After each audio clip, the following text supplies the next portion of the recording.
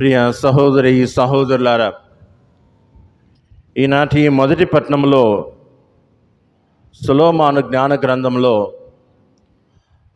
భక్తిహీనులు భక్తిమంతులను ఏ విధంగా తుదముట్టించాలి అని కుట్రలు పన్ని వారిని ఏ విధంగా అయినా నాశనం చేస్తే వారి దేవుడు ఏ విధంగా వచ్చి వారిని కాపాడుతాడు అని కొంతమంది భక్తిహీనులు నీతిహీనులు పన్నాగాలు పన్నుతూ ఉన్నారు.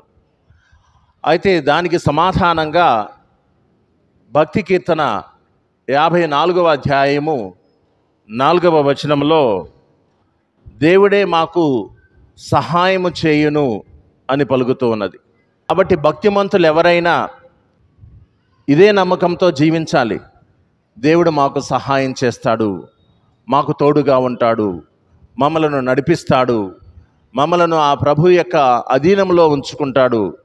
మేము భక్తిమంతులము, ఎందుకంటే నీతిమంతులము, ఎందుకంటే దేవుని యొక్క వాక్యాన్ని అనుసరిస్తూ జీవిస్తున్నాము. కాబట్టి మాకు ఆ విధమైనటువంటి స్థానము, భక్తిమంతుల స్థానము, నీతిమంతుల స్థానము లభిస్తుంది. సమాజంలో కొంతమంది భక్తిహీనులు భక్తిమంతులను ఏ విధంగా కుట్రల పన్ని నాశనం చేయాలి అని అనుకుంటూ వారు ఎవరొచ్చి కాపాడుతారు, ఏ దేవుడు వచ్చి కాపాడుతాడు అన్నటువంటి ఆలోచనతో ఉన్నటువంటి వారికి సమాధానం చెప్తూ ఉన్నాడు ప్రభు కీర్తనకారుడు ద్వారా. నేను వారికి తోడుగా ఉంటాను, నేను వారిని నడిపిస్తాను, వారికి నేను సహాయం చేస్తాను అని చెప్పి. 2వ పట్టణంలో చూసినట్లయితే యాకోబు గారు రాసినటువంటి లేఖలో మా ప్రార్థనలు ఎందుకు సమాధానాన్ని వెంటనే తీసుకురావు అనే దాని మీద ఆయన మనకు ఆ వాక్యాన్ని అందిస్తూ ఉన్నాడు. మేము ఎంతగానో ప్రార్థిస్తూ ఉన్నామే, కానీ మా యొక్క ప్రార్థనలకు సమాధానం దక్కటం లేదు అని వాపోతూ ఉంటారు. ఆయన అంటున్నాడు, కల్మషం లేకుండా ఎదుటివాడి యొక్క నాశనం కోరి కాదు ప్రార్థించవలసింది, ఎదుటివాడి యొక్క శ్రేయస్సు కోసం ప్రార్థించు. ఏ విధంగా అయితే నీ శ్రేయస్సు కోసం నువ్వు ప్రార్థిస్తావో అదేవిధంగా ఎదుటివాని యొక్క శ్రేయస్సు కోసం కూడా ప్రార్థించు. అప్పుడు నీ యొక్క ప్రార్థన ఆశీర్వదించబడుతుంది, దానికి తగినటువంటి సమాధానం అనేటువంటిది లభిస్తుంది. స్వార్థముతో ప్రార్థించకు. ప్రభువు నేర్పినటువంటి ప్రార్థనలో 7 అంశాలు ఉంటాయి. వాటి గురించి ధ్యానించండి. ఎంత గొప్ప ప్రార్థన! దేవుని స్తుతించటం ప్రారంభించినప్పటి నుంచి నీ యొక్క అవసరాలు తీర్చుకునేంత వరకు కూడా నిన్ను నీవు ఏ విధంగా దేవునికి సమర్పించుకుంటూ ప్రార్థించాలో ఆ ప్రభువు మనకు అనేక మార్లు బైబిల్ గ్రంథంలో ఏ విధంగా ప్రార్థించాలి అన్నటువంటి విషయాన్ని మనకు తెలియచేశారు. 3వ పట్టణంలో చూసినట్లయితే మార్కు శుభవార్తలో మీలో వినమ్రుడెవడు అని అడుగుతున్నాడు. మీలో ఎవరు గొప్ప అని వాళ్ళు చర్చించుకున్నప్పటికీ కూడా ప్రభు ఏమడుగుతున్నాడంటే మీ అందరిలో వినయము, విధేయత, సాత్వికత కలిగినటువంటి వాడెవడు, దాని మీద దృష్టి పెట్టమంటున్నాడు. ఎవరు గొప్ప అనేటువంటి దాని మీద కాదు, వినమ్రత కలిగినటువంటి జీవితం జీవిస్తున్నటువంటి వారెవరు, వినమ్రత కలిగినటువంటి జీవితాన్ని అలవర్చుకోమని చెప్పి ఆ ప్రభు ఈనాటి సువిశేషం ద్వారా మనకు బోధిస్తూ ఉన్నాడు. ప్రభు ఏం చెప్తూ ఉన్నాడంటే, నేను మరణం పొందాలి, భూస్థాపితం గావించబడాలి, 3వ దినాన పునరుత్థానం అవ్వాలి, ఈయన వచ్చినటువంటి ప్రణాళిక నెరవేరాలంటే ఇది జరిగి తీరాలి అని తన యొక్క శిష్యులకు చెప్తూ ఉన్నారు.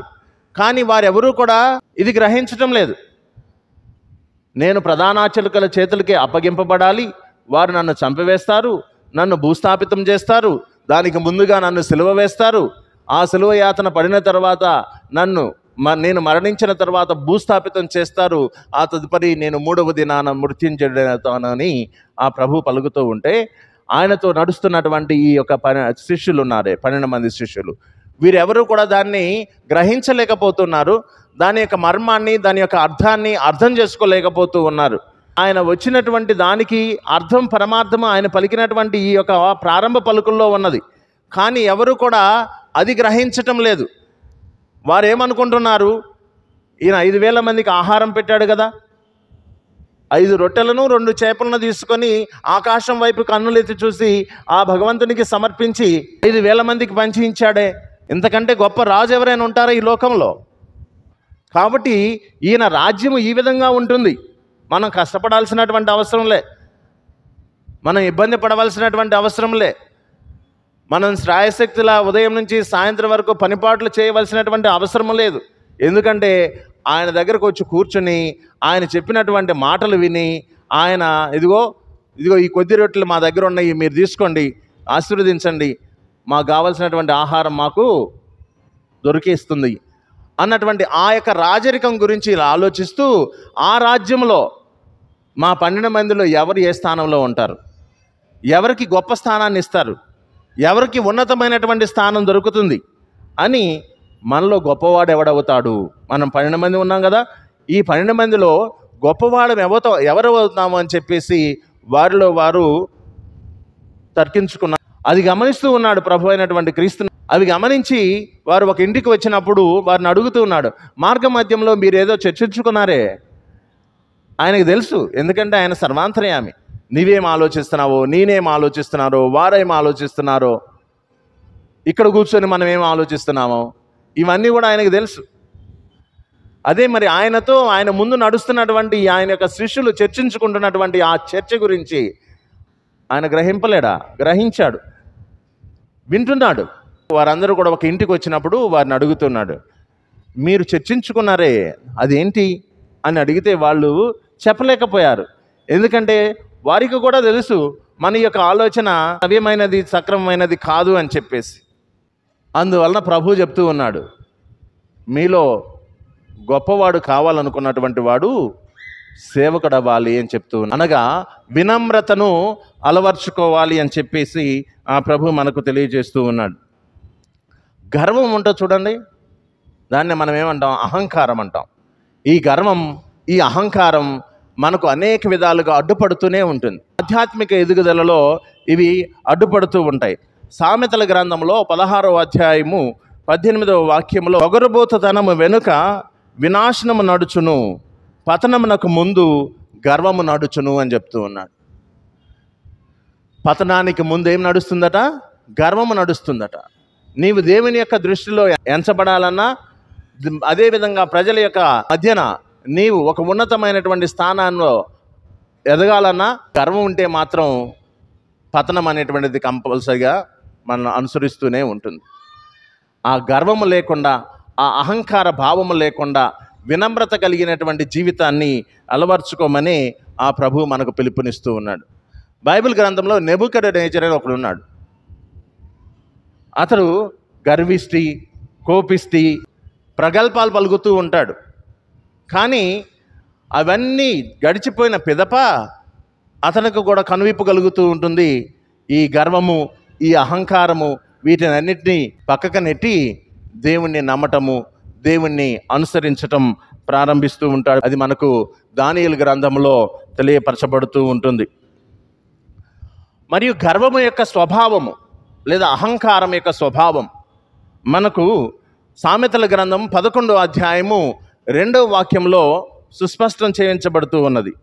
పొగరుబోతునకు అవమానం తప్పదు, వినయవంతునకు విజ్ఞానం అలవడును అని చెప్తూ ఉన్నాడు. మోయిస్ గారు ఉన్నారు చూడండి, ఆయన మొట్టమొదట కాస్త పొగరబోతుదనాన్ని ప్రదర్శించాడు. ఆయన దేవుని యొక్క పిలుపును అందుకొనక మునుపు, అనగా ఆయనకు ఒక ప్రత్యేకమైనటువంటి బాధ్యతను చెప్పక మునుపు ఆయనలో చాలా నైపుణ్యం ఉన్నది. ఆ యొక్క నైపుణ్యాన్ని చూసి ఆయనలో కాస్త అహంకారం అనేటువంటిది ఉండేది. కానీ ఆ తరువాత ఎప్పుడైతే అది గ్రహిస్తాడో, ఆ పొగరబోతుతనాన్ని, ఆ అహంకార ధోరణిని పక్కన పెడతాడో, అప్పుడు అతనికి ఒక గొప్ప బహుమతినిస్తూ ఉన్నాడు దేవుడు. సాంఖ్యాకాండంలో చెప్తాడు 12వ అధ్యాయం 3వ వాక్యంలో, భూమి మీద సంచరించు నరులందరిలోనూ మోషే మహా వినయవంతుడు అని చెప్తాడు. ఈ యొక్క భూలోకంలో సంచరించేటువంటి మనుషులందరిలో కూడా గొప్ప వినయవంతుడు ఎవరండి? మోషే గారు, మోయిజ్ గారు అంటాం. అది అంత గొప్ప బహుమానాన్ని, అంత గొప్ప ధన్యతను ఆ భగవంతుడు ఆయనకి ఇస్తూ ఉన్నాడు. ఎందుకంటే తనను తాను తగ్గించుకుంటూ వినమ్రుడై దేవుడిచ్చినటువంటి కార్యాన్ని, దేవుడిచ్చినటువంటి బాధ్యతను ఆయన పాటించి అటువంటి అనుగ్రహాన్ని భగవంతుని నుంచి ఆయన పొందుకున్నాడు. ఈ యొక్క గర్వం ఉన్నటువంటి వారిపైన, అహంకారం ఉన్నటువంటి వారిపైన ప్రభువుకి ఒక ప్రత్యేకమైనటువంటి వైఖరి ఉంటుంది అని చెప్పి యాకోబు రాసినటువంటి లేఖలో 4వ అధ్యాయము 6వ వాక్యంలో మనకు తెలియపరచబడుతూ ఉన్నది.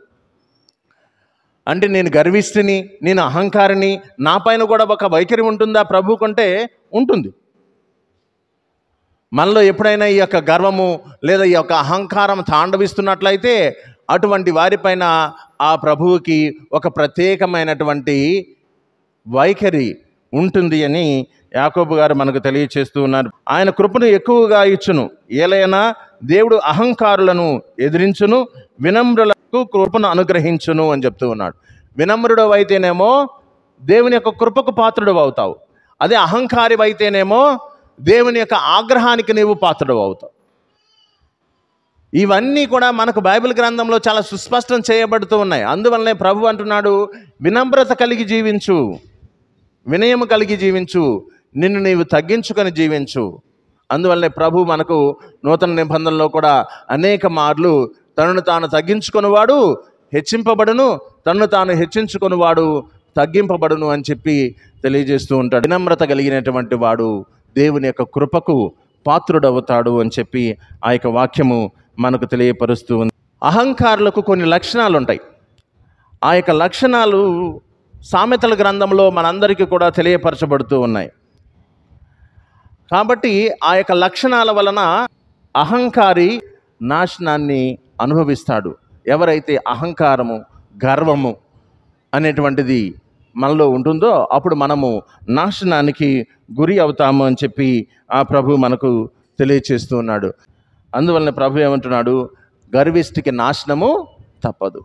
కానీ ఒకవేళ నీ యొక్క గర్వాన్ని నువ్వు పక్కన పెట్టి వినమ్రతను నువ్వు అలవర్చుకొని వినమ్రత కలిగినటువంటి జీవితాన్ని నువ్వు జీవిస్తూ ఉన్నట్లయితే దేవుడు నిన్ను ఆశీర్వదిస్తానని కూడా ఆ యొక్క వాక్యం ద్వారా తెలియచేస్తూ ఉన్నాడు. వినయము వలన గౌరవము అబ్బును అంటున్నాడు.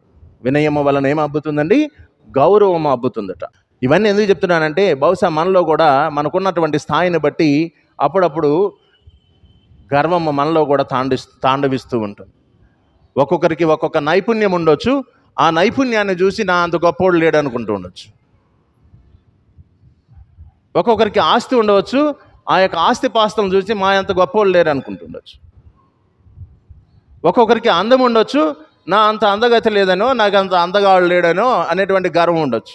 ఇటువంటి వాటి గురించి చెప్తూ ఉన్నాడు. ఈ యొక్క గర్వము, ఈ యొక్క అహంకారము నీ యొక్క పతనానికి కారణమవుతుంది.